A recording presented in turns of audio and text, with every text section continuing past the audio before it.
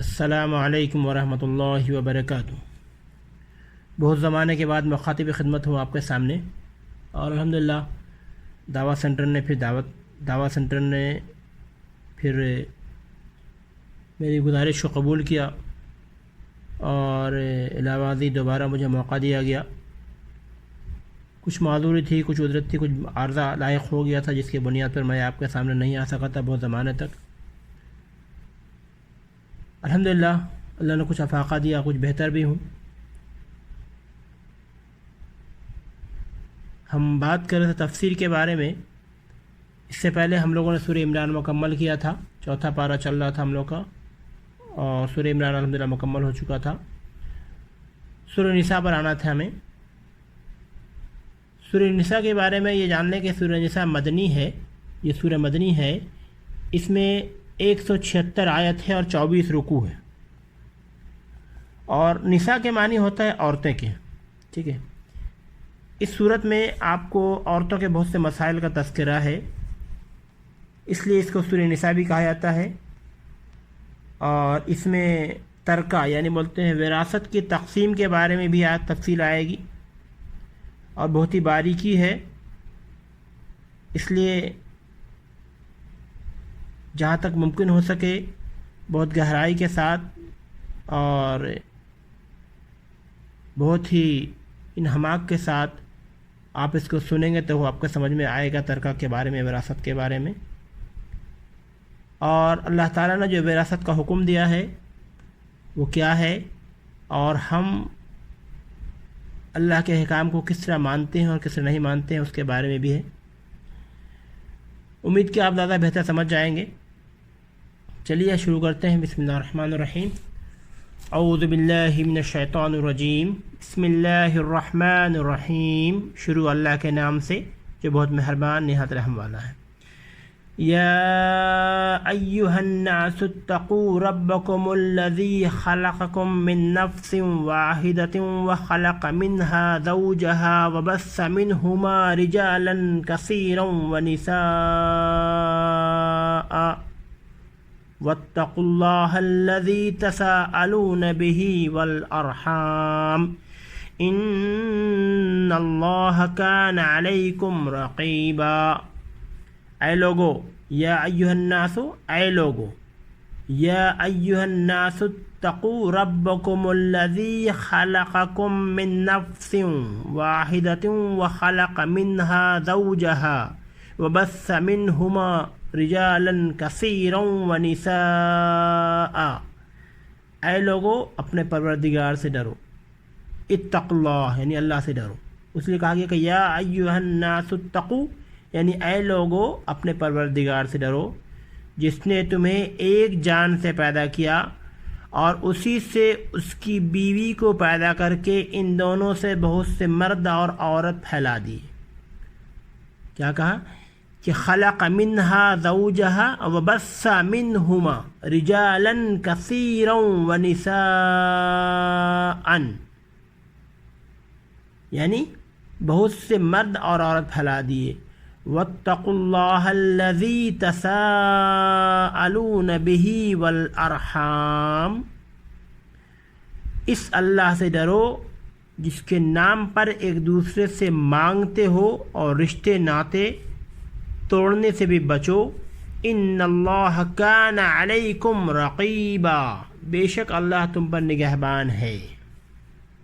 جیسا کہ پہلے بتایا تھا آپ کو کہ نساء کے معنی ہے عورتیں کے، اور اس صورت میں عورتوں کے بہت سے اہم مسائل کا تذکرہ ہے، اس لیے اس کو سورہ نساء کہا جاتا ہے۔ اور ایک جان سے مطلب ابو البشر حضرت آدم علیہ السلام ہے، ٹھیک ہے۔ ایک جان سے مطلب جس نے تمہیں ایک جان سے پیدا کیا۔ کیا کہا کہ ربکم الذی خلقکم من نفس واحدہ، ٹھیک ہے، ایک جان سے پیدا کیا گیا، یعنی کہ اس سے مراد ہے ابو البشر حضرت آدم علیہ السلام۔ خلق منہا زوجہا میں منہا سے وہی جان یعنی حضرت آدم علیہ السلام مراد ہے، یعنی آدم سے ان کی زوج بیوی حضرت حوا کو پیدا کیا گیا۔ حضرت حوا حضرت آدم علیہ السلام سے کس طرح پیدا ہوئی، اس میں اختلاف ہے۔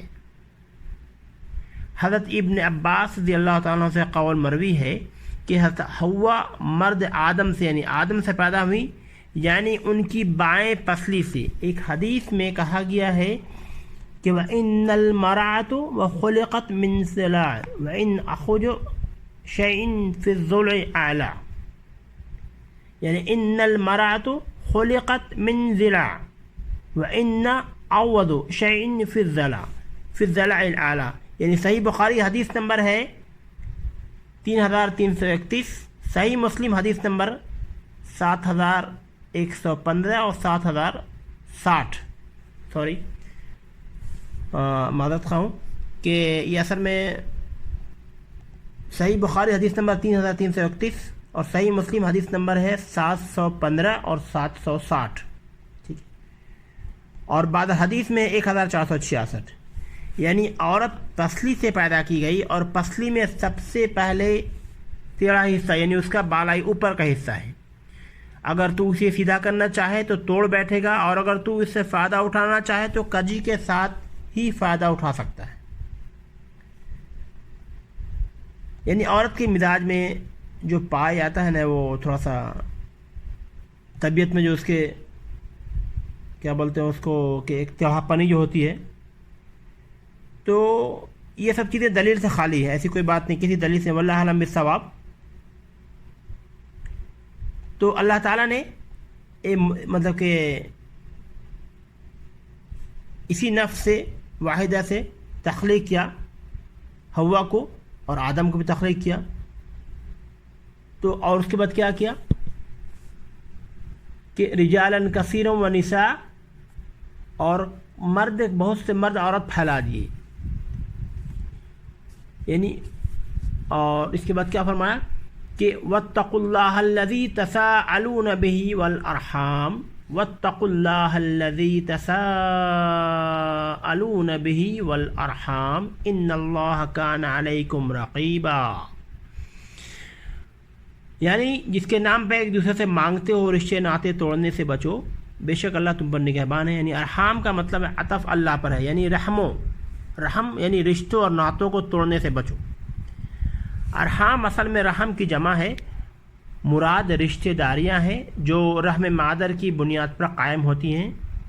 اس سے محرم اور غیر محرم دونوں رشتے مراد ہیں، یعنی کچھ لوگ محرم ہوتے ہیں کچھ غیر محرم ہوتے ہیں، لیکن دونوں رشتہ داروں میں سے آتا ہے۔ حدیث میں قرابت داریوں کو ہر صورت میں قائم رکھنے اور ان کے حقوق ادا کرنے کی بڑی تاکید اور فضیلت بیان کی گئی، جسے صلہ رحمی کہتے ہیں۔ جب آپ کے اطراف میں دیکھیں بہت سے مستحق لوگ نظر آئیں گے، اور آپ اپنے اقربا رشتہ داروں میں تلاش کریں، وہاں بھی آپ کو بہت سے مستحق نظر آئیں گے، تو آپ کی پہلی کوشش ہونی چاہیے کہ آپ اپنے اقربا میں دیں، جو مستحق ہیں ان کو ان کی مالی امداد کریں۔ اس سے آپ کو 2 اجر ملے گا، ایک تو صلہ رحمی کا اجر ملے گا، اور دوسرا جو مال آپ نے دیا اس کا اجر ملے گا۔ اور جو قرابت داروں کے علاوہ کسی اور کو دیتے ہیں آپ انجانوں کو، تو آپ کو صرف اس کا صدقات کا جو ہے اسی کا اجر ملے گا آپ کو۔ لیکن اگر رشتہ داروں میں دیتے ہیں جو مستحق ہیں تو آپ کو 2 اجر ملتا ہے، ایک صلہ رحمی اور دوسرا اس کا جو مال دیتے ہیں اس کا اجر ملتا ہے۔ تو حدیث میں صلہ رحمی کی بہت تاکید کی گئی ہے۔ اور آگے اللہ تعالیٰ کہتا ہے کہ وَآتُوا الْيَتَامَى أَمْوَالَهُمْ وَلَا تَتَبَدَّلُوا الْخَبِيثَ بِالطَّيِّبِ وَلَا تَأْكُلُوا أَمْوَالَهُمْ إِلَىٰ أَمْوَالِكُمْ إِنَّهُ كَانَ حُوبًا كَبِيرًا، یعنی یتیموں کو ان کے مال دے دو، اور پاک اور حلال چیز کے بدلے ناپاک اور حرام چیز نہ لو، اور اپنے مالوں کے ساتھ ان کے مال ملا کر نہ کھاؤ، بے شک یہ بہت بڑا گناہ ہے۔ انہو کان حوبن کبیرہ، کہا نے حوبن کبیرہ، بے شک یہ بہت بڑا گناہ ہے۔ یعنی یتیم جب بالغ اور باشعور ہو جائے تو ان کا مال ان کے سپرد کر دو۔ خبیث ہو، اس سے میں نے گھٹیا چیزیں مراد لی گئی یہاں پہ مطلب ہے گھٹیا چیزیں، خبیث نہیں بلکہ ایسے مطلب مراد ہے گھٹیا چیزیں۔ کیا کہا کہ وَآتُوا الْيَتَامَى أَمْوَالَهُمْ وَلَا تَتَبَدَّلُوا الْخَبِيثَ بِالطَّيِّبِ، یہاں خبیث اور طیب دونوں کی بات آ رہی ہے۔ وَلَا تَأْكُلُوا أموالهم إلى أموالكم إنه كان حوبا كبيرا، یعنی کہ یہ یتیم جب بالغ ہو جائے، یتیم جب بڑا ہو جائے تو اس کے ان کے حق دے دیا جائے، اس کی تاکید کی گئی ہے۔ اور جب یتیم بڑا ہو جائے، باشعور ہو جائے تو ان کا مال ان کے حوالے کر دینا چاہیے۔ اور خبیث سے یہاں پہ مراد گھٹیا چیزیں ہیں، اور طیب سے مراد ہے عمدہ چیزیں، یعنی کہ جب کوئی آدمی ختم ہو گیا، اس کا بچہ چھوٹا ہے، بہت ہی چھوٹا ہے، تو اس کے مال میں ہم اچھی چیزیں نکال لیا اور خراب چیز جب بچہ بڑا اس کو دے دی، تو اس کو یہ جو خراب چیزیں دیا یہی گھٹیا، اسی کے بارے میں خبیث کا حکم دیا گیا، یہ خبیث گھٹیا چیزیں۔ اور اچھا آپ نے نکالی، طیب چیزیں جو اچھی چیزیں تھیں اس کو آپ نے نکال لیا، اس کو طیب یہاں مراد لیا گیا۔ یعنی تم ایسا نہ کرو کہ ان کے مال سے اچھی چیزیں لے لو اور محض گنتی پوری کرنے کے لیے گھٹیا چیزیں ان کے بدلے میں رکھ دو۔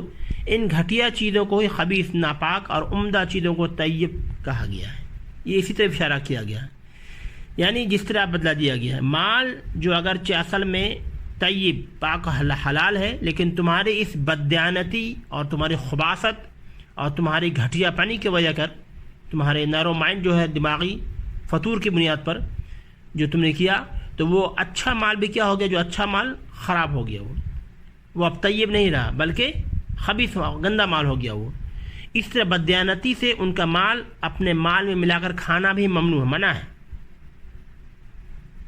اور اگر مقصد ہے کہ خیر خواہی کا کہ ٹھیک ہے بچہ بہت چھوٹا تو اس کے مال کو اپنے مال میں ملا کے ہم کچھ بڑا کر لیں گے، بعد میں بڑھ جائے گا تو ہم اس کو وہ ساتھ میں دے دیں گے ہم، تو اگر خیر خواہی کا مراد ہے تو یہ اچھی بات ہے، خیر خواہی کے حساب سے ملانا جائز ہے۔ آگے چلتے ہیں کہ وَإِنْ خِفْتُمْ أَلَّا تَقْسِطُوا فِي الْيَتَامَى فَانكِحُوا مَا طَابَ لَكُم مِّنَ النِّسَاءِ مَثْنَىٰ وَثُلَاثَ وَرُبَاعَ فَإِنْ خِفْتُمْ أَلَّا تَعْدِلُوا فَوَاحِدَةً أَوْ مَا مَلَكَتْ أَيْمَانُكُمْ ذَلِكَ أَدْنَىٰ أَلَّا تَعُولُوا۔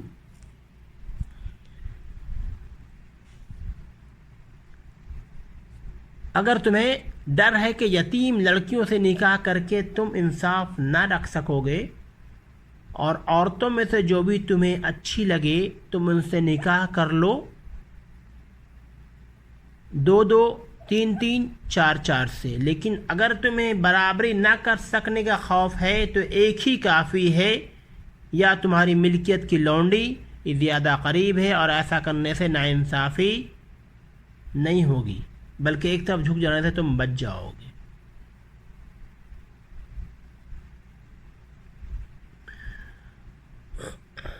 یعنی کہ یہاں پہ اللہ نے کہا کہ وَإِنْ خِفْتُمْ، اگر تمہیں خوف ہے، أَلَّا تُقْسِطُوا فِي الْيَتَامَى فَانكِحُوا مَا طَابَ لَكُم مِّنَ النِّسَاءِ مَثْنَىٰ وَثُلَاثَ وَرُبَاعَ فَإِنْ خِفْتُمْ أَلَّا تَعْدِلُوا فَوَاحِدَةً أَوْ مَا مَلَكَتْ أَيْمَانُكُمْ ذَلِكَ أَدْنَىٰ أَلَّا تَعُولُوا، یعنی کہ آپ جو ہے ایک ہی پہ اتفاق کر لیں، آپ 2-2 3-3 4 سے آپ شادی کر سکتے ہیں، لیکن اگر آپ کو برابری نہ کر سکنے کا خوف ہے تو ایک ہی کافی ہے، یا تمہاری ملکیت کی لونڈی ہو تو یہ زیادہ قریب ہے، ایسا کرنے سے ناانصافی نہیں ہوگی بلکہ آپ ایک طرف جھک جانے سے بچ جائیے گا۔ یعنی کہ اس کی تفصیل حضرت عائشہ رضی اللہ عنہ نے بیان کیا ہے، ان سے مروی ہے، حضرت عائشہ صدیقہ رضی اللہ تعالیٰ عنہ سے مروی ہے کہ صاحب حیثیت اور صاحب جمال یتیم لڑکی کسی ولی کے زیر پرورش ہوتی ہے تو وہ اس کے مال اور حسن و جمال کی وجہ سے اس سے شادی تو کر لیتا ہے، لیکن اس کی دوسری شادی کی طرح ان کا پورا حق نہ دیتا ہے۔ اللہ تعالیٰ نے اس ظلم سے روکا ہے، اگر تم گھر کی یتیم بچیوں کے ساتھ انصاف نہ کر سکتے ہو تو تم ان سے نکاح ہی مت کرو، تمہارے لیے دوسری عورتوں سے نکاح کرنے کا راستہ کھلا ہے۔ صحیح بخاری حدیث نمبر 4574، بلکہ ایک کے بجائے 2 سے 3 سے حتیٰ کہ 4 عورتوں سے تم نکاح کر سکتے ہو، شرط یہ ہے کہ ان کے درمیان آپ کو انصاف کے تقاضے پورے کرنے ہوں گے، ورنہ ایک ہی نکاح کر لیا جائے، چاہے اگر آپ کی لونڈی ہے تو اسی پہ گزارا کر لو۔ اس سے معلوم یہ ہوا کہ ایک مسلمان مرد اگر ضرورت مند ہے تو 4 عورتیں بیک وقت اپنے نکاح میں رکھ سکتا ہے، لیکن اس سے زیادہ نہیں، جیسا کہ صحیح حدیث میں ہے، اس کی مزید صراحت تحدید کر دی گئی ہے۔ اللہ کے نبی صلی اللہ علیہ وسلم نے 4 سے زائد شادیاں کی تھی، لیکن وہ آپ کے خصائص میں تھا جس پر کسی امتی کے لیے عمل کرنا جائز نہیں ہے، بلکہ آپ کو 4 کا حکم دیا گیا، لیکن ساتھ میں صراحت کر دی گئی ہے کہ آپ چاروں کے ساتھ برابری کا انصاف کیجیے گا۔ اگر برابری کا انصاف نہیں کر سکتے، انسان ہے، خطا کا پتلا ہے، دل مائل ہو جاتا کسی کا، مان لیں کوئی عورت زیادہ اخلاق مند ہو گئی، زیادہ حسن جمیل، زیادہ خوبصورت ہو گئی تو آدمی اس طرف زیادہ مائل ہو جاتا ہے، تو باقی 3 کا کیا ہو جائے گا؟ ناانصافی ہوگی۔ اس لیے کہا گیا کہ اگر آپ برابری کا درجہ رکھ سکتے ہیں، مساوات، کسی کے ساتھ ناانصافی نہیں کر سکتے تو پھر کر سکتے ہیں، اور اگر ایسا نہیں ہوگا، آپ کو ڈر ہے کہ اپنا انصاف نہیں کر سکتے، تو پھر ایک پر ہی آپ اتفاق کر لیجئے، یہ آپ کے لیے بہتر ہے۔ اور آگے ہے کہ وَآتُوا النِّسَاءَ صَدَقَاتِهِنَّ نِحْلَةً فَإِن طِبْنَ لَكُمْ عَنْ شَيْءٍ مِّنْهُ نَفْسًا فَكُلُوهُ هَنِيئًا مَرِيًّا۔ اور عورتوں کو ان کے مہر راضی خوشی دے دو، اگر وہ خود اپنی خوشی سے کچھ مہر چھوڑ دیں تو اسے شوق سے خوش ہو کر کھاؤ پیو۔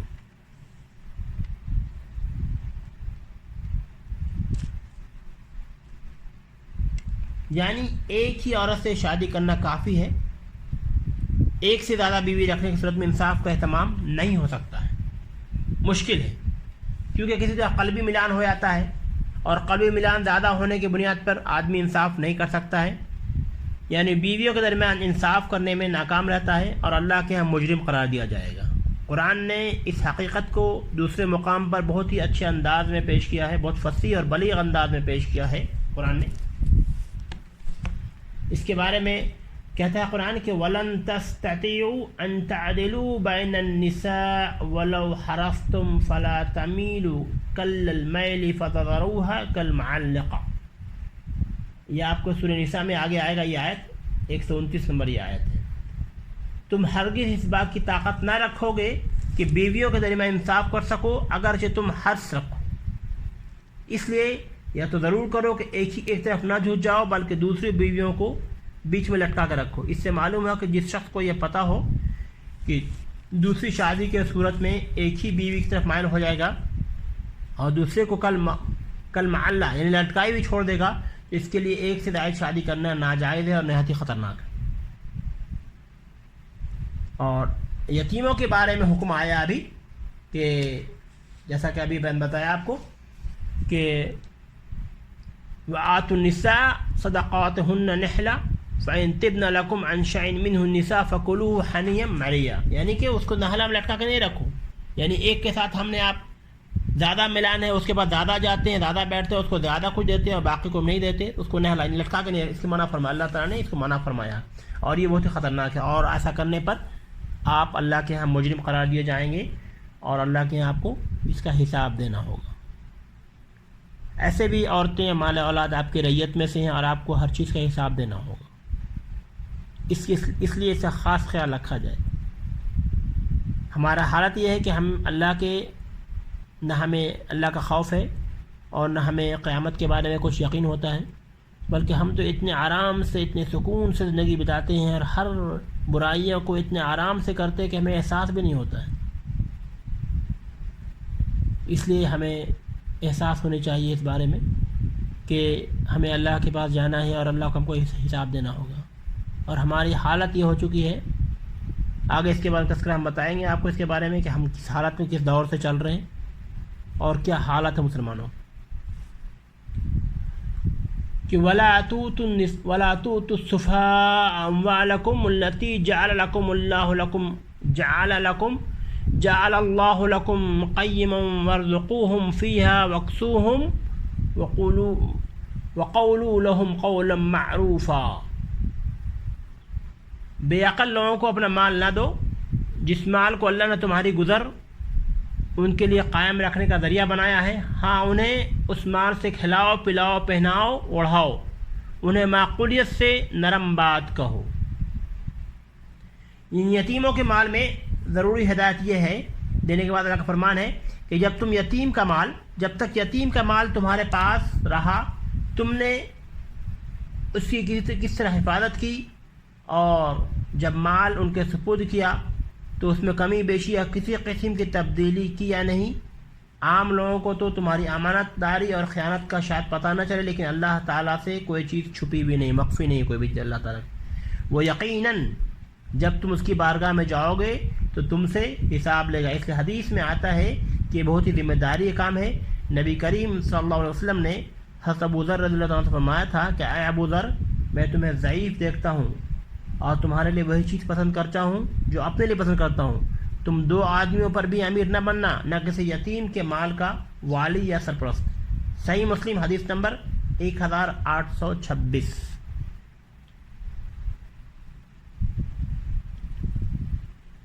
وابتلوا اليتامى حتى إذا بلغوا النكاح فإن آنستم منهم رشدا فادفعوا إليهم أموالهم ولا تأكلوها إسرافا وبدارا أن يكبروا ومن كان غنيا فليستعفف ومن كان فقيرا فليأكل بالمعروف فإذا دفعتم إليهم أموالهم فأشهدوا عليهم وكفى بالله حسيبا۔ اور یتیموں کو ان کے بالغ ہونے تک سدھارتے اور آزماتے رہو۔ اگر ان میں تم ہوشیاری اور حسن تدبیری، یعنی دیکھ لو کہ وہ ذہن سے بھی میچور ہو چکا ہے اور اس کی سمجھداری آ چکی ہے، حسن تدبر آ چکا ہے اس کے اندر، تو انہیں ان کا مال سونپ دو، اور ان کے بڑے ہو جانے کے ڈر سے ان کے مالوں کو جلدی جلدی فضول خرچیوں میں تباہ نہ کر دو، جیسا کہ آج کل کے حالات ہیں۔ مال داروں پر کو چاہیے کہ ان کے مال سے بچتے رہیں۔ ہاں، جو مسکین محتاج ہوں دستور کے مطابق واجبی طور سے کھا لے، پھر جب انہیں ان کے مال سونپو تو گواہ بنا لو، دراصل حساب لینے والا اللہ ہی کافی ہے۔ وکفا باللہ حسیبا، بے شک اللہ کافی حساب لینے والوں میں سے۔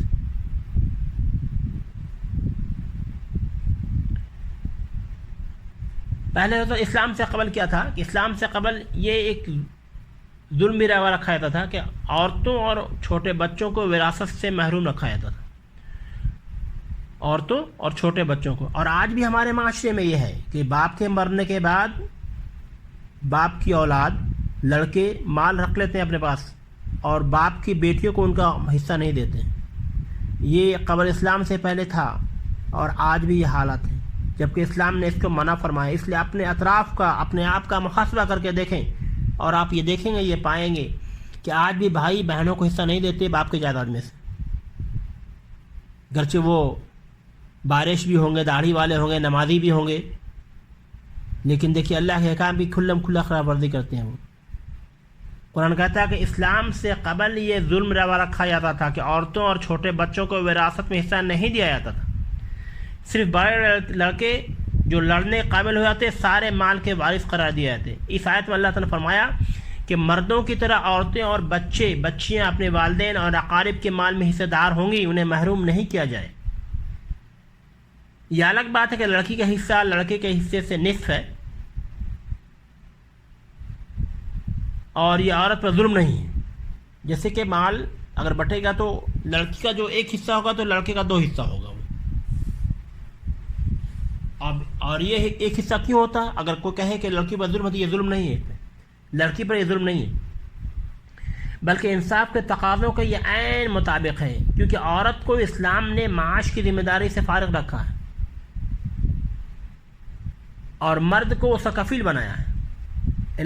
اس کے علاوہ عورت کے پاس مہر کی صورت مال آتا ہے جو ایک مرد ہی اسے ادا کرتا ہے، اس لحاظ سے عورت کے مقابلے میں مرد پر کئی گنا زیادہ مالی ذمہ داریاں ہوتی ہیں۔ اس کو گھر چلانا پڑتا ہے، بچوں کو دیکھنا پڑتا ہے، بچوں پر پرداخت کرنی پڑتی ہے، اس کے اسکول میں سب میں خرچ کرنے پڑتے ہیں، تو مرد پر کئی گنا زیادہ ذمہ داریاں ہوتی ہیں۔ اس لیے اور اگر عورت کا حصہ نصف کے بجائے مرد کے برابر ہوتا تو یہ مرد پر ظلم ہو جاتا۔ اس لیے اللہ تعالیٰ نے کسی پر ظلم نہیں کیا کیونکہ وہ عادل بھی ہے اور حکیم بھی ہے اللہ تعالیٰ۔ لیکن آج کل تو الٹا چل رہا ہے بھائی، بولتے ہیں کہ ایک سے گزارا نہیں ہوتا ہے، اب عورت بھی کمائے گھر کی تو زیادہ اچھا، جبکہ اللہ تعالیٰ نے مرد کو کفیل بنایا۔ جب آپ نکاح کرتے ہیں عورت سے قبول کرتے ہیں، آپ قبول کرتے ہیں اس کو، تو آپ کے انڈر میں وہ آتی ہے، آپ اس سے کفیل ہیں اور آپ کو اس کا حساب دینا ہوگا. لیکن یہاں تو معاملہ جسٹ الٹا ہوتا چلا جا رہا. اب عورتیں بھی کماتی ہیں، اور اگر آپ عورتوں کو روکیں گے تو بولیں گے آپ پرانے زمانے میں چلے گئے، گھر میں قید کر کے رکھتے ہیں آپ. گھر میں قید نہیں بھائی، آپ گھر میں رہیے، باہر بھی جائیے، گھومیے پھریے، بس آپ کو مارکیٹنگ کرنا جائیے، اپنے شوہر کے ساتھ جائیے. لیکن عورتیں بالکل انحراف کر جائیں گی، نہیں ماننے سے انکار کر جائیں گی کہ آپ پرانے زمانے میں چلے جا رہے ہیں. آج کل عورتیں کہاں سے کہاں جا رہی ہیں.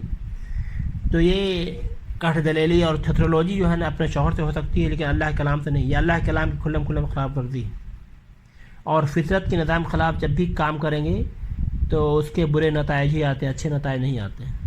آج گھروں کے حالات کیا دیکھ رہے ہیں آپ. آج شوہر بیوی سے، بیوی شوہر سے کتنی الفت رکھتی ہے وہ بھی آپ دیکھ رہے ہیں. آپ کتنی آپس میں مساوات ہے، کتنی آپس میں قرابت داری وہ بھی آپ دیکھ رہے ہیں. زبان پر کچھ، دل میں کچھ، ساری چیزیں آپ کے سامنے ہیں. تو جب نظام فطرت سے انحراف کیجیے گا، اس سے خلاف جائیں گے، تو ہم اچھائی کی امید نہ رکھیں. یہ اللہ کا نظام ہے. اللہ تعالیٰ نے مرد کو کفیل بنایا.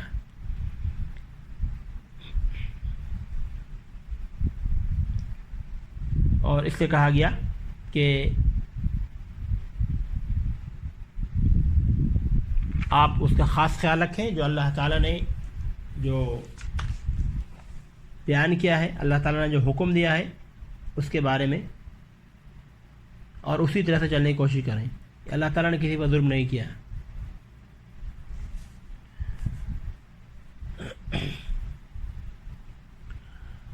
آگے چلتے ہیں کہ وَإِذَا حَضَرَ الْقِسْمَةَ أُولُو الْقُرْبَى وَالْيَتَامَى وَالْمَسَاكِينُ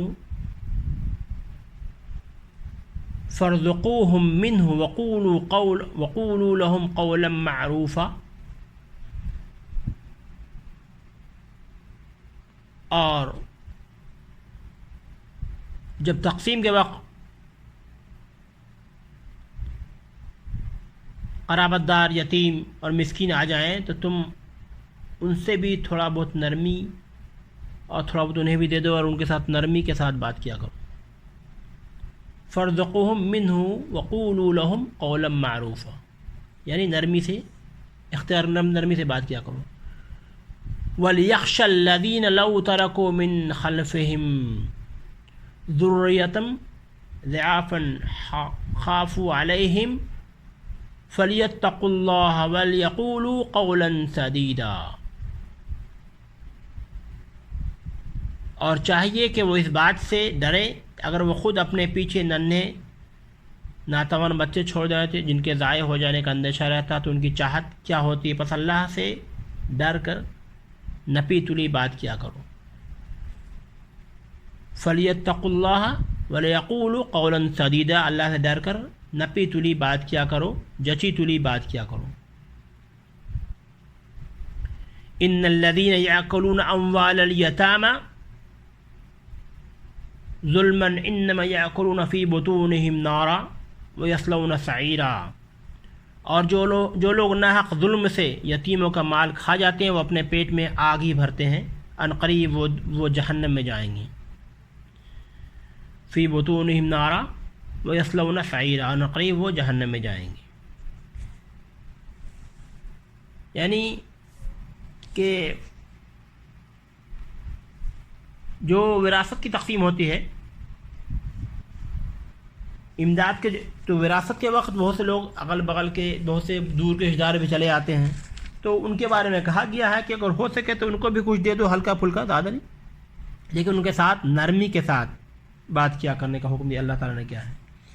ہدایت ہے کہ امداد کے مستحق رشتہ دار بھی جو لوگ وراثت میں حصے دار ہوں، اسی طرح دیگر اور یتیم مسکین لوگ اگر تقسیم کے وقت آ جائیں تو انہیں بھی کچھ دے دو اور ان سے پیار محبت کے انداز میں بات کرو.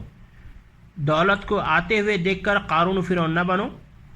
بعد مفسرین نزدیک مخاطب کیا گیا ہے کہ وصیت کی جا رہی کہ ان کے زیر کفالت جو یتیم ہیں ان کے ساتھ، یعنی جو بھی کفالت میں ہیں ان کے، جو اگر یتیم ہے تو ان کے ساتھ ایسا سلوک کریں جو وہ اپنے بچوں کے ساتھ اپنے مرنے کے بعد کیا جانا پسند کرتے ہو. ابھی اس کے بارے میں تذکرہ آیا نا کہ جو لوگ اپنے ننھے منھے بچے چھوڑ جاتے ہیں جن کے ضائع ہونے کا اندیشہ ہوتا ہے تو ان کے ساتھ کیا حکم کہا کہ ان کی چاہت کا کیا اندازہ، پس اللہ سے ڈرو اور نبی تلی بات کرو. جیسے کوئی شخص ختم ہو گیا تو اس کے چھوٹے چھوٹے بچے ہیں تو اس کے باقی لوگ کیا کرتے ہیں، ان کے مال کو ہڑپ لیتے ہیں اور ان یتیم بچوں کو باہر نکال دیتے ہیں. اللہ نے یہاں کہا کہ آپ اس سے خیال کریں اس بات کا کہ کل کے ساتھ یہ آپ کے ساتھ بھی ہو سکتا ہے. تو کیا آپ یہ امید کر سکتے ہیں کہ آپ کے ننھے منھے بچے کے ساتھ ایسے رویہ اختیار کیا جائے؟ اس لیے اس کو خیال کرنے کا حکم دیا گیا ہے کہ وصیت کی جا رہی ہے، نصیحت بھی کی جا رہی ہے کہ دیگر چھوٹے بچوں کے ساتھ اچھا سلوک کریں اور ان کے جو ان کے ذریعے کفالت ہے یا نہیں ہے. بعض کے نزدیک یہ بھی ہے کہ جو آدمی قریب المرگ کے پاس بیٹھا ہو تو اس کی ذمہ داری ہے کہ وہ مرنے کے لیے والے کو اچھی باتیں سمجھائے تاکہ وہ نہ حقوق اللہ میں کوتاہی کر سکے نہ حقوق بنی آدم میں، اور وصیت میں ان دونوں باتوں کا بھی خیال رکھے. اگر وہ خوب صاحب حیثیت ہے تو اپنے مال کو ایسے لوگوں میں حق میں ضرور وصیت کرے جو اس کے قریبی غیر وارث رشتہ دار میں غریب مستحق امداد ہیں، یا پھر کسی دینی مقصد ادارے پر بھی خرچ کرنے کی وصیت کرے تاکہ مال اس کے لیے نجات آخرت بن جائے. یہ حکم دیا گیا. یوصیکم اللہ فی اولادکم للذکر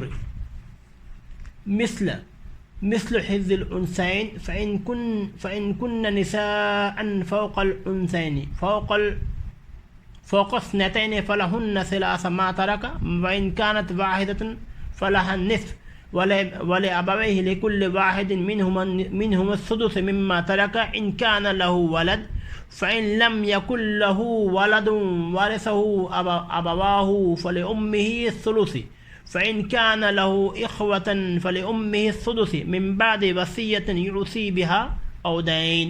آباؤكم وأبناؤكم لا تدرون أيهم أقرب لكم نفعا فریضة من اللہ ان اللہ کان علیما حکیما.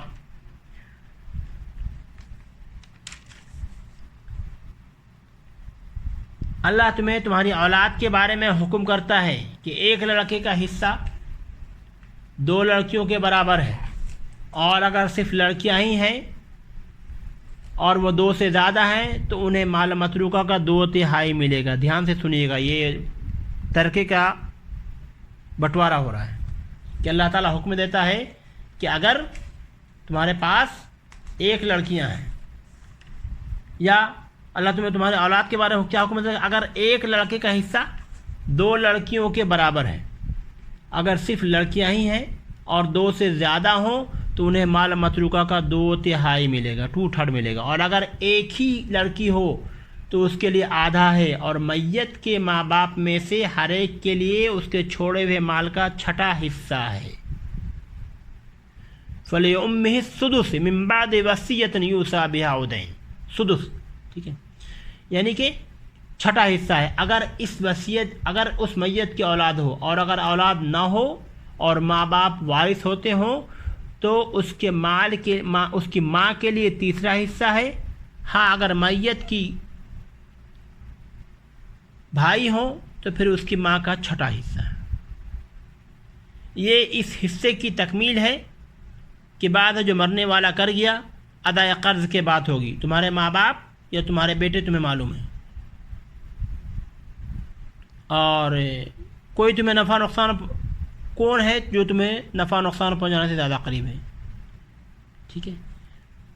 وَإِنَّ اللَّهَ كَانَ عَلِيمًا حَكِيمًا، اور اللہ تعالیٰ بے شک اللہ پر علم والا اور کامل حکمتوں والا ہے.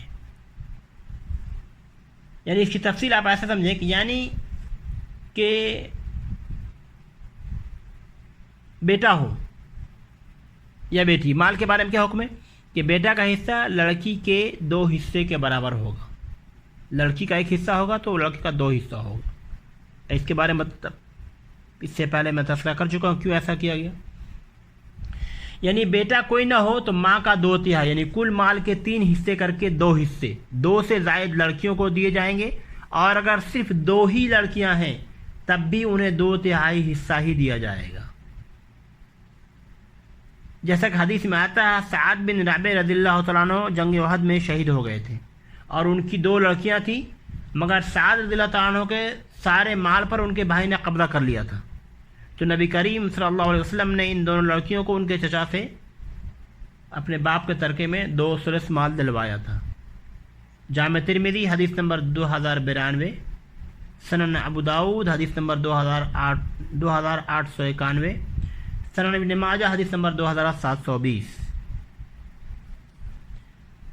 سورہ نساء کے آخر میں بتلایا گیا کہ اگر کسی مرنے والے کے وارث میں صرف 2 بہنیں ہیں تو ان کے لیے بھی 2/3 حصہ ہے، اور جب 2 بہنیں 2/3 مال کے وارث ہوں گی تو 2 بیٹیاں اسی طرح 2/3 مال کے وارث ہو جائیں گی۔ جس طرح 2 بہنوں سے زیادہ ہونے کی صورت میں انہیں 2 سے زیادہ بیٹیوں کو حکم میں رکھا گیا ہے۔ مطلب یہ کہ 2 یا 2 سے زیادہ بیٹیاں ہیں تو ان دونوں صورتوں میں مال متروکہ، جو بندہ ختم ہو گیا جو اس کا مال ہے، مال متروکہ سے 2/3 بیٹیوں کا حصہ ہوگا، باقی مال اسبہ میں چلا جائے گا، باقی مال اسبہ میں تقسیم کر دیا جائے گا، یہ حکم دیا ہے۔ تو ماں باپ کے حصے کی 3 صورتیں بیان کی گئی ہیں۔ ابھی ہم نے اس سے پہلے میں نے آیت بیان کی آپ کو، فَإِن كَانَ لَهُ إِخْوَةٌ فَلِأُمِّهِ السُّدُسُ، کہ ماں باپ کے حصے کی 3 صورتیں بیان کی گئی۔ پہلی صورت کہ مرنے والے کی اگر اولاد بھی ہو تو مرنے والے کی اولاد میں صرف 1 بیٹی ہو تو اس میں سے صرف نصف مال یعنی 6 حصوں میں سے 3 حصہ بیٹیوں کے ہوں گے، اور 1 سدس 6واں حصہ ماں کو، اور 1 سدس باپ کو دینے کے بعد مزید 6 حصہ کیا گیا، 6 میں سے 3 حصہ بیٹی کو دیا گیا، تو بچے کتنے 3، تو 1 حصہ کس کو ملے گا؟ ماں کو ملے گا، اور 1 حصہ کس کو ملے گا؟ باپ کو ملے گا، اور جو باقی حصہ بچ جائے گا وہ بچنے والا حصہ اسبہ ہوگا، یعنی اسبہ باپ کے حصے میں چلا جائے گا۔ یعنی اس صورت میں باپ کو 2 حصہ مل جائے گا، ماں کو 1، بیٹی کو 3 مل گیا، ٹوٹل 6 حصہ ہو گئے، یہ اسبہ ہونے کی صورت میں۔ اس کی دوسری صورت یہ کہ مرنے والی کی اولاد نہیں ہے، یا اولاد نہیں ہے یعنی پوتا پوتی بھی اولاد میں اجماعاً شامل ہے، اجماعاً ہے، یہ حقیقی وارث میں اجماعاً شامل ہے، جب بٹے گا تو اس میں بھی کچھ ترکہ ملے گا لیکن اجماعاً شامل ہے۔ اس کے بارے میں ہے کہ یہاں پہ دیکھیں کہ وَلَكُمْ نِصْفُ مَا تَرَكَ أَزْوَاجُكُمْ وَإِن لَّمْ يَكُن لَّهُ وَلَدٌ فَإِن كَانَ لَهُنَّ وَلَدٌ فَلَكُمُ الرُّبُعُ مِمَّا تَرَكْنَ مِن بَعْدِهِ وَصِيَّةً يُوصِينَ بِهَا أَوْ دَيْنٍ وَلَهُنَّ الرُّبُعُ مِمَّا تَرَكْتُمْ وَإِن لَّمْ يَكُن لَّكُمْ وَلَدٌ فَإِن كَانَ لَكُمْ وَلَدٌ فَلَهُنَّ الثُّمُنُ مِمَّا تَرَكْتُم مِّن بَعْدِ وصية تؤصون بها أو دين وإن كان رجل يورث كلالة أو امرأة وله أخ أو أخت فلكل واحد منهما السدس فإن كانوا أكثر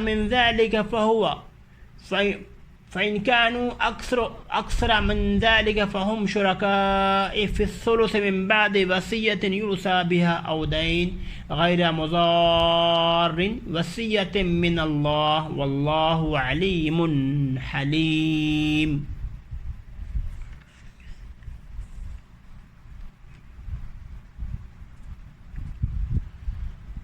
تمہاری بیویاں جو کچھ چھوڑ جائیں اور ان کی اولاد نہ ہو اس میں آدھا تمہارا ہے، اور اگر ان کی اولاد ہے تو ان کے چھوڑے ہوئے مال میں سے تمہارے لیے 1/4 ہے۔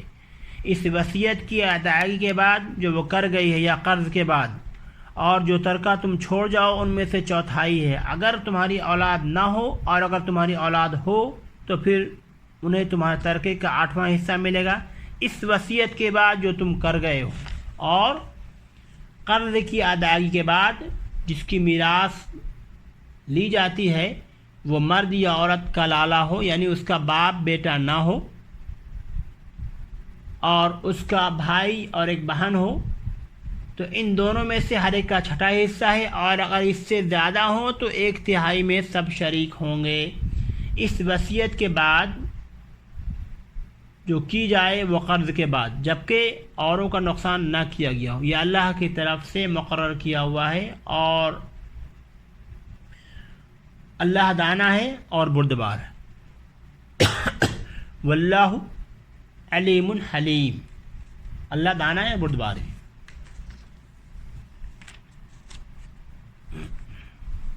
یعنی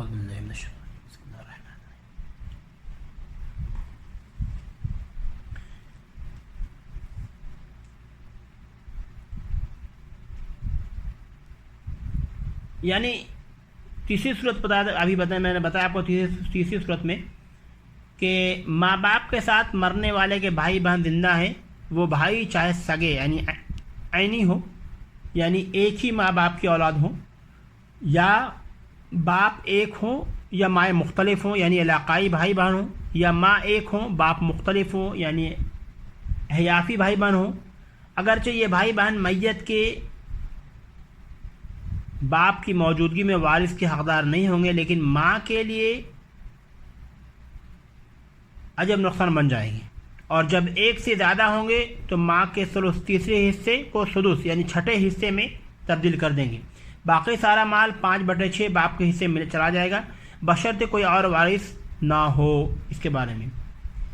اس لیے اپنی سمجھ کے مطابق وراثت تقسیم مت کرو، بلکہ اللہ کے حکم کے مطابق جس کا جتنا حصہ مقرر کیا گیا ہے وہ ان کو دو۔ اور اس کے بارے میں یہی کہا گیا ہے کہ اولاد کی عدم موجودگی میں بیٹے کی اولاد یعنی پوتے بھی اولاد کے حکم میں ہیں۔ اس پر امت کے مطلب کہ علماء کا اس پر اجماع ہے، اور فتح قدیر کے مطابق بھی اس پہ اجماع ہے، یعنی مرنے والے شوہر کی اولاد خواہ اس کے وارث ہونے والی موجودہ بیوی ہو یا کسی اور بیوی سے، اس طرح ہونے والی عورتوں کی اولاد اس کے وارث ہونے والے موجود خاوند سے یا پہلے کے خاوند سے ہو۔ بیوی اگر ایک ہوگی تب بھی اسے چوتھا یا 8واں حصہ ملے گا، اور اگر زیادہ ہوں گی تب بھی یہی حصہ ہوگا، اس کے درمیان تقسیم ہوگا، ہر ایک کو الگ الگ چوتھائی یا 8واں حصہ نہیں ملے گا، یہ اجماعی مسئلہ ہے، ٹھیک ہے۔ اور ایک چیز اور دھیان رکھا جائے، اگر ماں کے نام پہ ہے پورا حصہ اور ماں کا انتقال ہو گیا تو اولاد کو برابر برابر تقسیم ہوگی، وہاں پر بھائی بہن کا حصہ وہ 2 حصہ 1 حصہ نہیں ہوگا، بلکہ وہ برابر برابر تقسیم ہوگی۔ اس بارے میں اس کو ذہن میں رکھیں، ٹھیک ہے، کہ وہاں برابر برابر ہوگا۔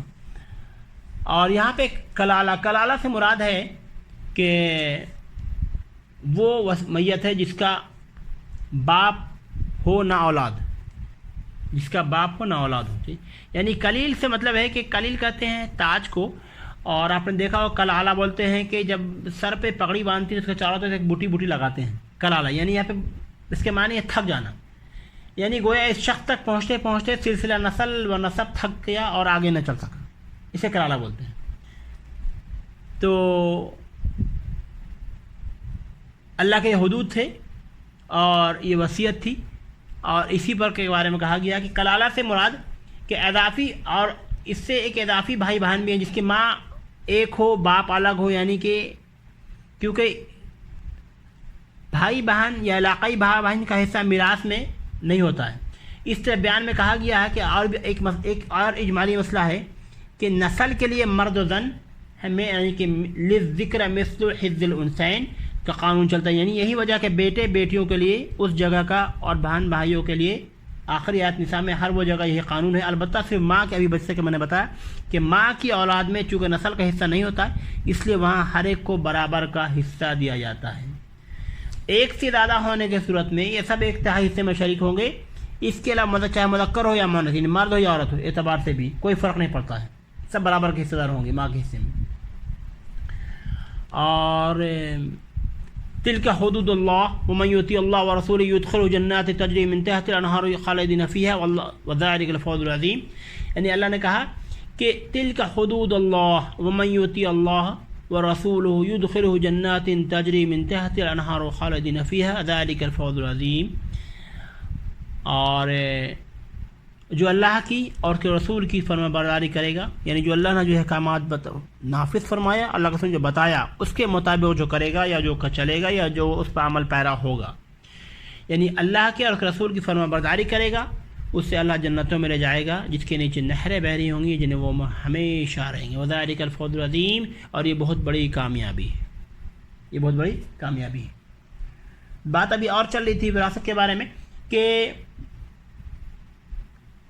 میت کلالہ ہو، یعنی اگر کلالہ ہو یعنی جس کی اولاد بھی نہ ہو، یعنی وہاں پہ اس کا نسل نہیں چلا ہو، بس باپ ہو، ٹھیک ہے، دادا بیٹا پوتے وغیرہ کی موجودگی میں یہ وارث نہیں ہوں گے۔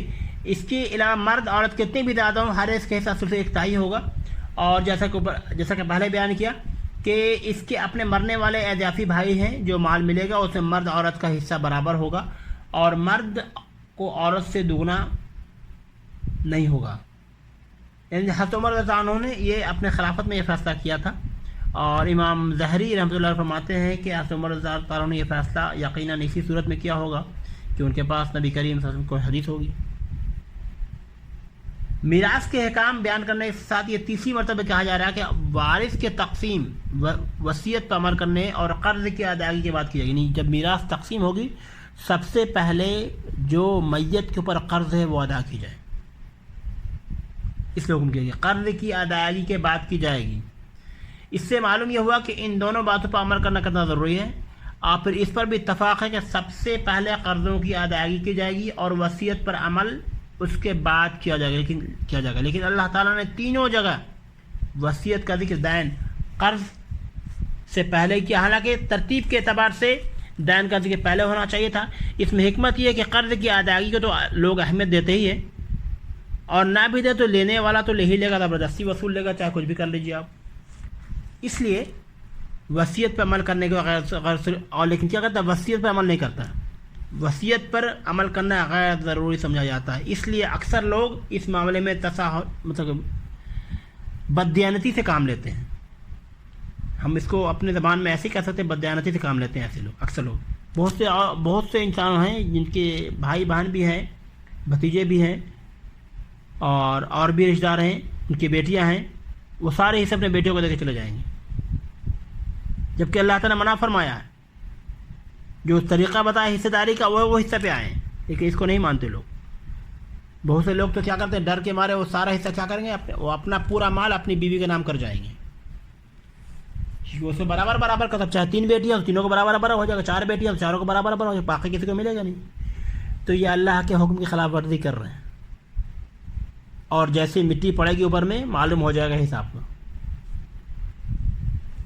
اس لیے کہا گیا کہ قرض لینے والا تو قرض وصولی لیں گے اپنا، لیکن اللہ تعالیٰ نے وصیت کا خاص ضروری سمجھا، اور اس لیے وصیت کا پہلے ذکر فرما کر اس کی اہمیت کو واضح کر دیا گیا۔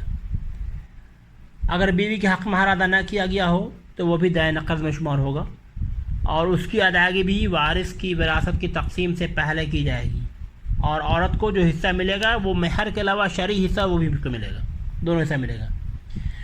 وصیت کے ذریعے سے کسی بھی وارث کو محروم کر دیا جائے، یا کسی کا حصہ گھٹا بڑھا دیا جائے، یا یوں ہی وارثوں کو نقصان پہنچانے کے لیے کہہ دے کہ فلاں شخص سے میں نے اتنا قرض لیا تھا اور وہ سب قرض میں چلا گیا، کچھ نہیں بچا ہے، تو اس کا تعلق وصیت اور دین دونوں سے ہے، اور دونوں کے ذریعے نقصان پہنچانا بھی ممنوع اور کبیرہ گناہ میں سے آتا ہے، یہ بھی یاد رکھیں، ممنوع اور کبیرہ گناہ میں سے آتا ہے۔ ومن يعص الله ورسوله ويتعدى حدود الله يدخله نارا خالدا فيها وله عذاب مهين واللاتي ياتيان الفاحشة من نسائكم فاستشهدوا عليهن 4 منكم فإن شهدوا فأمسكوهن في البيوت حتى يتوفاهن الموت أو يجعل الله لهن سبيلا۔ اللہ اکبر، اللہ اکبر۔ اور جو شخص اللہ کی اور اس کے رسول کی نافرمانی کرے گا، اس کی مقرر کردہ حدود سے آگے نکل جائے گا، اسے وہ جہنم میں ڈال دے گا، جس میں وہ ہمیشہ رہے گا، اور ایسوں کے لیے بہت ہی رسوا کن عذاب ہے۔ اور تمہاری عورتوں میں سے جو بے حیائی، یعنی واللاتی یاتیان الفاحشۃ، آگے اس سے پہلے میں نے پڑھا کہ ومن یعص اللہ ورسولہ ویتعدى حدودہ یدخلہ نارا خالدا فیہا ولہ عذاب مہین۔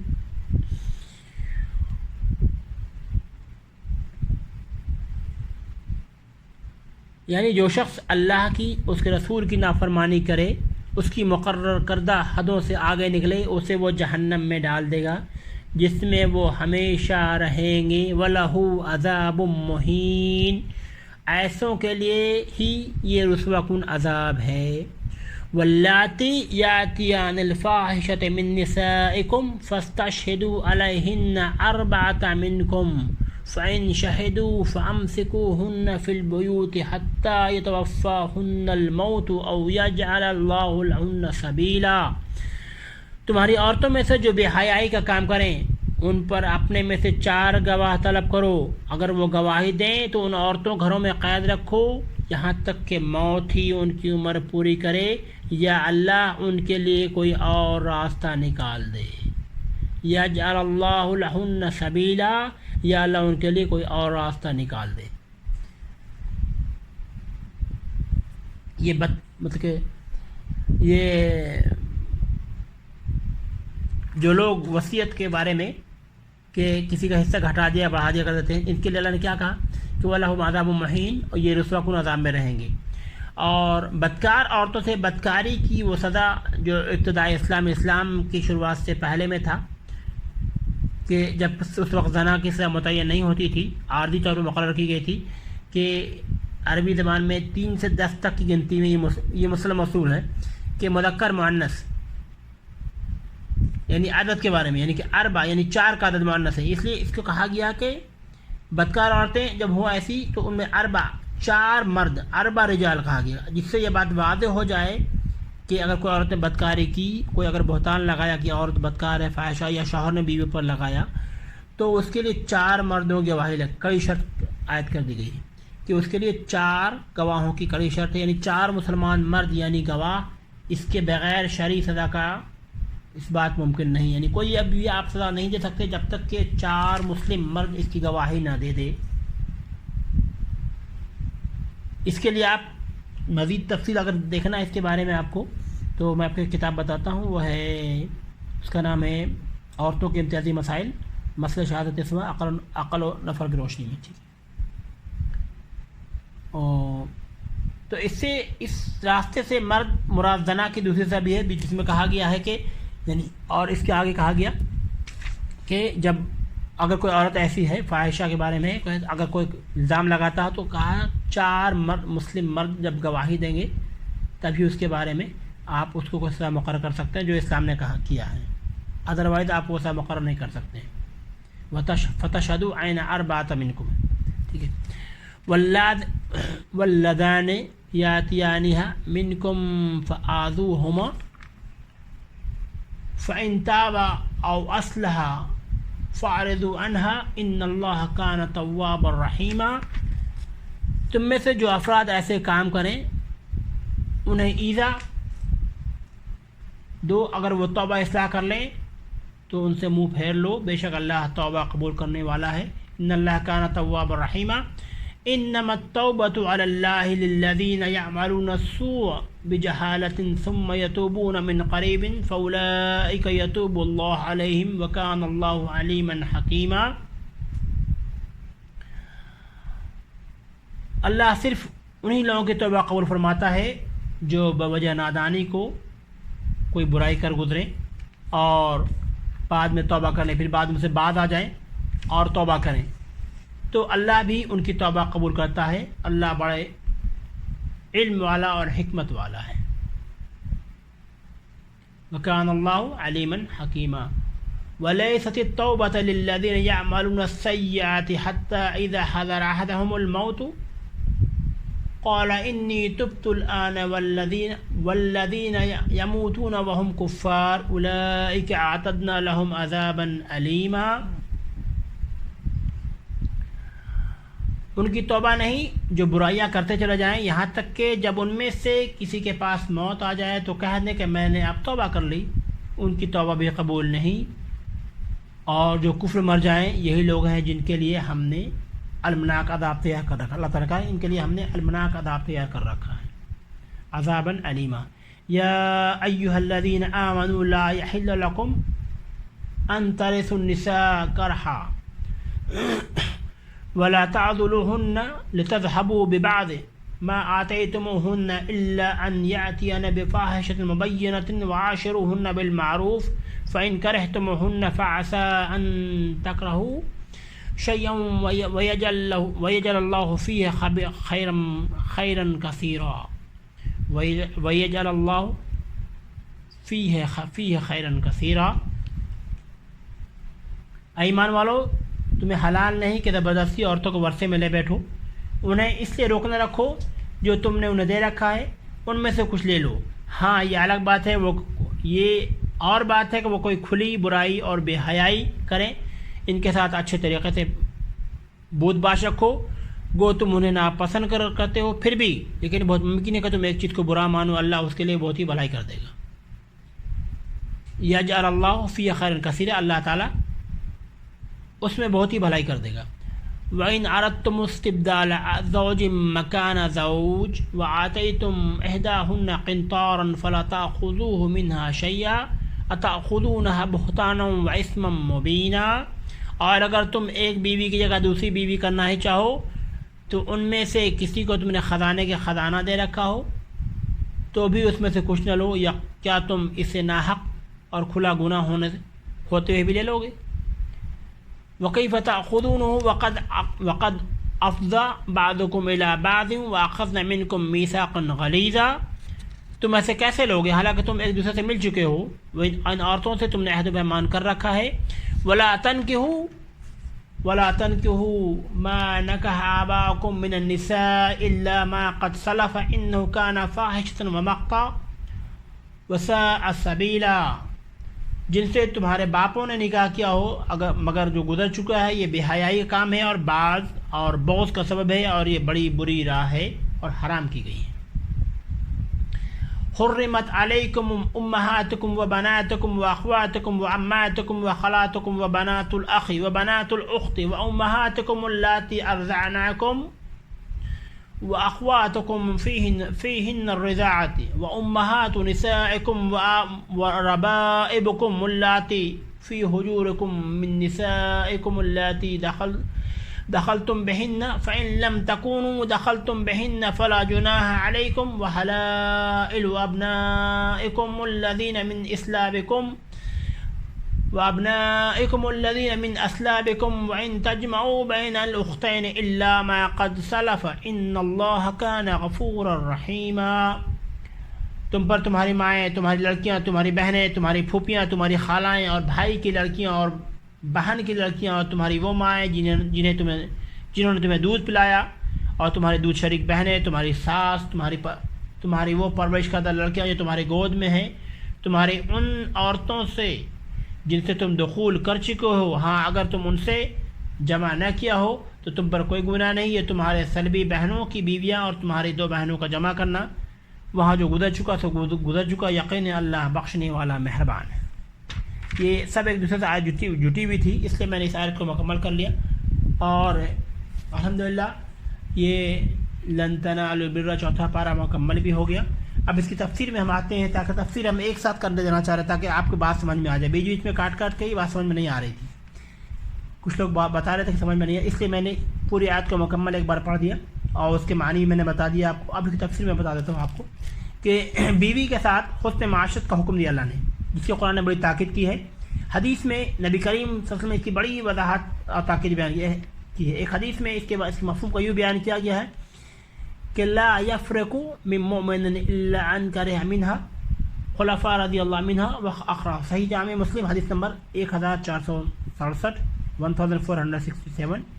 مومن مرد شوہر مومنہ عورت بیوی سے بغض نہ رکھے، اگر اس کی ایک عادت اسے ناپسند ہو تو اس کی دوسری عادت پسندیدہ بھی ہوگی. مطلب یہ کہ بے حیائی اور نشوز عصیان کے علاوہ اگر بیوی میں کچھ اور کوتاہیاں ہیں جس کی وجہ سے خاوند شوہر اسے ناپسند کرتا ہے تو اسے جلد بازی کا مظاہرہ کرتے ہوئے طلاق نہ دے، بلکہ صبر برداشت سے کام لے. ہو سکتا ہے اللہ تعالیٰ اس میں سے اس کے لیے خیر کثیر پیدا فرما دے گا. ابھی اس سے پہلے میں نے کہا تھا نا کہ وَيَجْعَلَ اللَّهُ فِيهَا خَيْرًا كَثِيرًا، اللہ تعالیٰ کو خیر کثیر پیدا فرما دے گا. خیر کثیر میں بہت چیزیں ہو سکتی ہیں، یعنی اللہ تعالیٰ آپ کو نیک اولاد، صالح نیک اولاد دے گا، یا اس کی وجہ سے آپ کے کاروبار میں برکت ہو جائے گا.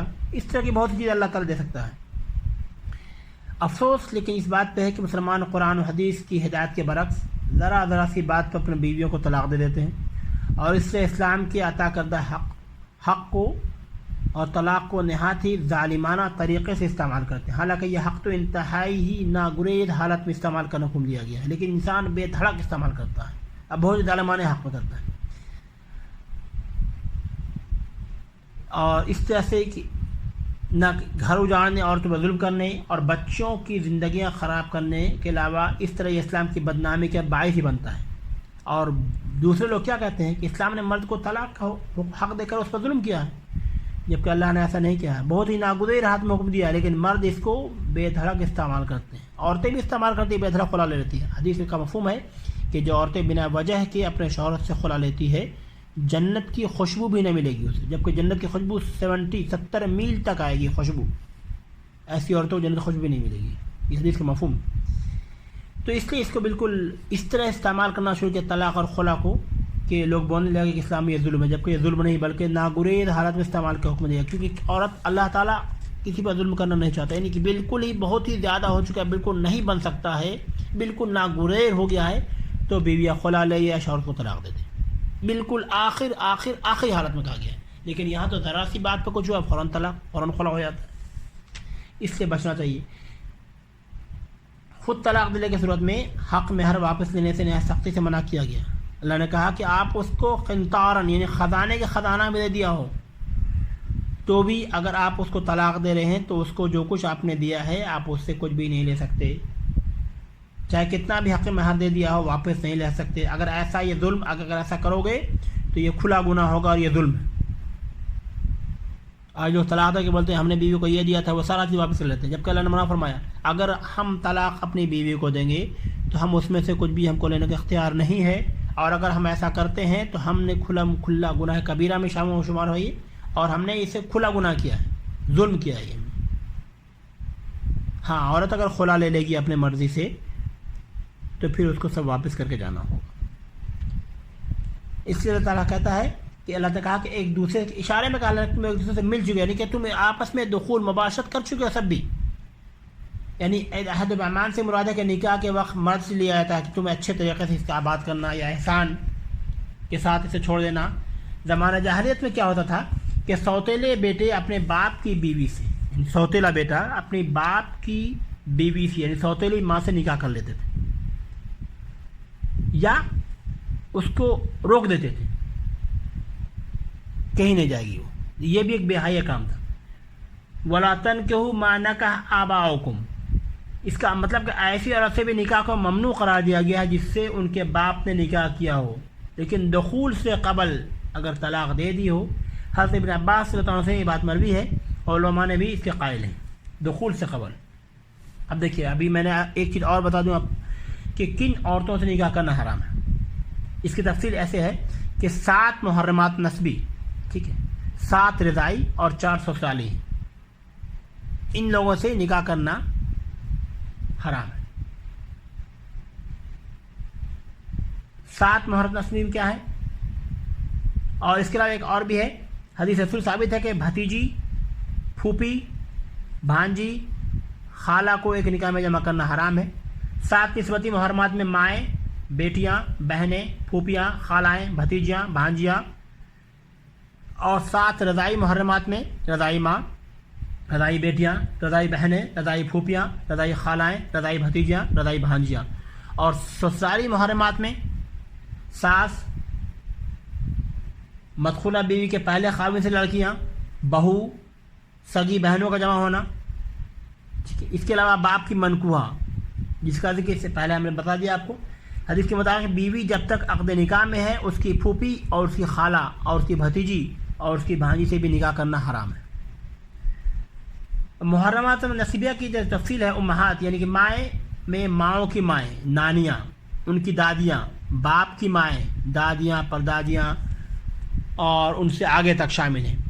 بنات میں نے بیٹیاں میں پوتیاں بھی آتی ہیں، نواسیاں بھی آتی ہیں. پوتیاں اور نواسیوں کی بیٹیاں جن کو تم گود میں کھلا چکے ہو یہ ہیں نواسیوں کی بیٹیاں، نیچے تک شامل ہیں. زنا کے نتیجے میں زانی کے نطفے سے پیدا ہونے والی لڑکی اس کی بیٹی ہے یا نہیں اس میں اختلاف ہے.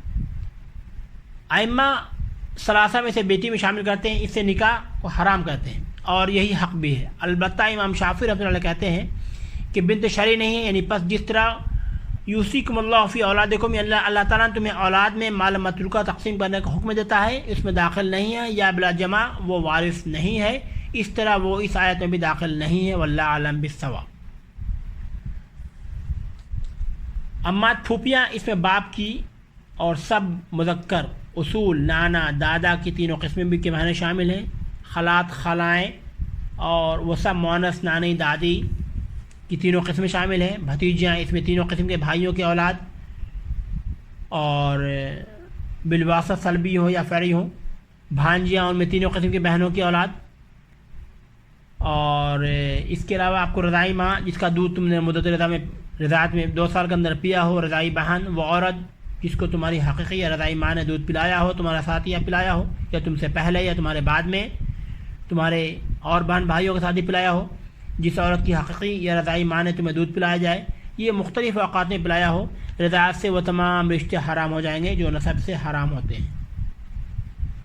اس کی تفصیل یہ ہے کہ رضاعی ماں بننے والی عورت کی نسبی و رضاعی اولاد، دودھ پینے والے بچے کی بہن بھائی، اس عورت کا شوہر، اس کا باپ، اس مرد کی بہنیں، اس کی پھوپھیاں، اس عورت کی خالائیں بہنیں، اس عورت کے جیٹ دیور، اس کے رضاعی چچا تایا بن جائیں گے۔ اس دودھ پینے والے بچے کے نسبی بھائی بہن وغیرہ اس گھرانے میں رضاعت کی بنا پر حرام نہ ہوں گے۔ تیسرا سسرال محرمات، بیوی کی ماں یعنی ساس، اس میں بیوی کی نانی دادی بھی شامل ہے۔ اگر کسی عورت سے نکاح کر کے بغیر ہم بستری کے ہی طلاق دے دی تب بھی اس کی ماں ساس سے نکاح حرام ہوگا۔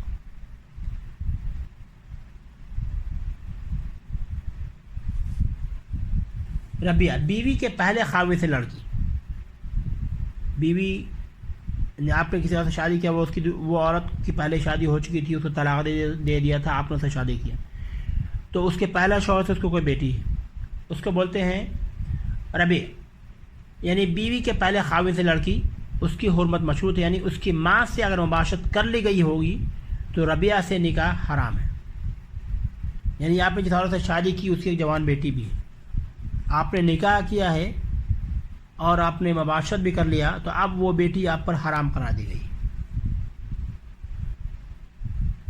یہ ربیہ سے نکاح حرام، بصورت دیگر حلال ہوگا، اس لیے کہ آپ نے اب اگر دخول نہیں کیا ہو،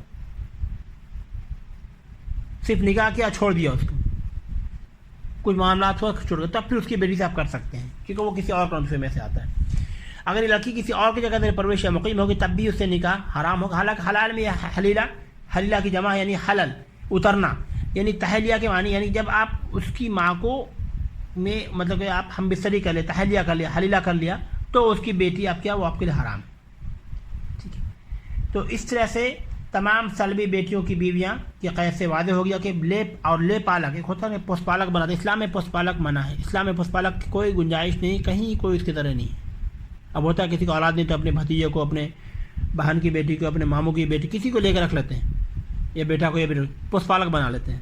اسلام میں پوس پالک کا کوئی وجود نہیں ہے اور یہ غلط ہے۔ تو اس سے ایک اور گناہ کیا ہوتا ہے کہ اگر چچا نے بھتیجے کو پوس پالک لے لیا تو وہ بھتیجا اس کا ابو بولے گا، جبکہ اس کا چچا ہے، اس کا باپ تو کہیں اور ہے، اس کا باپ تو کوئی اور ہے، اس کی ماں تو کوئی اور ہے، لیکن یہ حق کسی اور کو جا رہا ہے، ماں باپ کو، اور وہ اپنی ماں کو چچا بولے گا اور اس کے سارے رشتے دار بھی وہی بولنا شروع کر دیں گے۔ تو ایک طرح سے یہ ایک بہت بڑا گناہ ہے، اسلام میں اس کا وجود نہیں ہے، لے پالک پوس پالک کا کوئی وجود اسلام میں نہیں، اور ایسا کہیں پر بھی نہیں ہے کہ پوس پالک کیا جائے۔ تو اس طرح سے جو ہے کہ یہ منع فرمایا گیا کہ پوس پالک کا کوئی وجہ نہیں، کچھ ہوتا ہے پوس پالک ہوتا ہی نہیں، اس کا منع ہے۔ لے پالک بیٹیوں کی نکاح کرنا حرام ہے، یعنی کہ آپ اصلی بیٹوں کی بیویاں کی قید سے واضح، لے پالک بیٹوں کی بیویوں سے نکاح کرنا حرام نہیں، لکھ لیجیے آپ۔ اور آپ کو یاد ہوگا کہ حدیث مفہوم ہے، ایک صحابی تھے، اس کو لوگ بولتے تھے اللہ کا رسول کا منہ بولا بیٹا، جب ان کا انتقال ہو گیا، شہید ہو گیا ہو، تو ان کی بیوی سے حکم آیا نکاح کرنے کے بارے میں، آپ کی تفصیل آگے آئے گی انشاءاللہ، دیکھ لیں گے اس کے بارے میں۔ اس لیے اسلام میں لے پالک کے بارے میں ہے ہی نہیں۔ 2 بہنوں چاہے رضاعی یا نسبی بیک وقت نکاح کرنا حرام ہے، البتہ ایک کی وفات کے بعد یا طلاق کی صورت میں مدت گزرنے کے بعد دوسری بہن سے نکاح جائز ہے۔ اس طرح 4 بیویوں میں سے ایک کو طلاق دینے سے 5ویں نکاح کی اجازت نہیں، جب تک کہ طلاق یافتہ عورت عدت سے فارغ نہ ہو جائے تب تک نہیں کر سکتے آپ، اور اپنے نکاح میں 2 بہنوں کو جمع بھی نہیں کر سکتے آپ، جب تک کہ ایک کو آپ چھوڑ نہ دیں، اس کی پھوپھیوں کو جمع نہیں کر سکتے آپ۔ زنا سے حرمت ثابت کے بارے میں ہے کہ اس میں اہل علم کا اختلاف ہے، اکثر اہل علم کا قول ہے کہ اگر کسی شخص نے کسی عورت سے بدکاری کی تو اس کی بدکاری کی صورت میں حرمت مسائل ثابت نہیں ہوتی۔ اس سے اگر اپنی بیوی کی ماں، ساس سے یا اس کی بیٹی سے جو دوسرے خاوند سے زنا کر لے تو اس کی بیوی اس پر حرام نہیں ہوگی، یہ احناف کا اور علماء کے رائے میں ہے۔ ویسے زناکاری کی حرمت کے بارے میں، زناکاری بہت ہی بری چیز ہے، اس کے بارے میں حتی المقدور جہاں تک ہو سکے اس کی نزدیک بھی نہ جاؤ۔ اور ایک بات میں آپ کو اور بتا دوں کہ زنا جو ہوتی ہے وہ رزق میں بہت کمی کرتی ہے، چاہے جس قسم کا زنا ہو۔ یہ ضروری نہیں کہ عورت مرد کی اختلاط ہی ہو، زنا کے آنکھ کا زنا، ہاتھ کا زنا، منہ کا زنا، بہت سی چیزیں۔ زنا جو ہوتا ہے وہ رزق میں بہت بڑی کمی کرتا ہے اور عمر بھی گھٹا دیتا ہے۔ یہ دو چیزیں ہیں۔ اللہ تعالی ہمیں کہنے سنت عمل کرنے توفیق عطا فرمائے، اور اللہ تعالی ہمیں عمل صالح کرنے کی توفیق عطا فرمائے۔ اللہ تعالی ہمیں اپنے احکام کے مطابق، اللہ کے سنت کے مطابق زندگی گزارنے کی توفیق عطا فرمائے۔ اللهم إني أسألك العافية في الدنيا والآخرة، اللهم إني أسألك العفو والعافية في ديني ودنياي وأهلي ومالي، اللهم استر عوراتي وعامل روعاتي، اللهم احفظني من بين يدي ومن خلفي وعن يميني وعن شمالي ومن فوقي، وأعوذ بعظمتك أن أقتل من تحتي، آمين ثم آمين۔ استغفر الله العظيم۔ السلام عليكم ورحمة الله وبركاته، في أمان الله۔